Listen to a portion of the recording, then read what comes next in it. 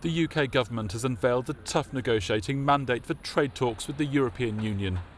It said on Thursday that it's ready to walk away with no deal at the end of the current transition period in December, if good progress was not made by June. At the heart of the conflict is Britain's demand for a trade deal along the lines of the one between the EU and Canada. The EU has ruled that out, saying Britain, being a neighbour of the bloc, is a greater threat to the bloc's market as it does more business than Canada. It fears Britain could undercut its market by lowering standards. This is a great country with the highest possible standards for the environment, for animal welfare, for social protection, for workers' rights. Of course, we're not going to engage in some race to the bottom. We're going to maintain the very highest standards.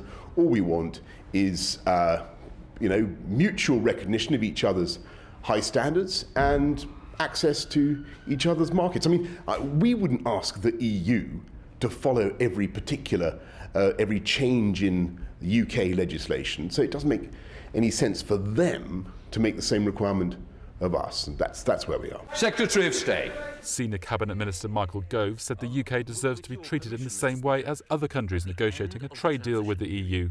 The UK government seeks an FTA with robust protections for the environment and labour standards. But we do not see why the test of suitability in these areas should be adherence to EU law and submission to EU models of governance. The EU does not apply those principles to free trade agreements with other sovereign nations, and they should not apply to a sovereign United Kingdom.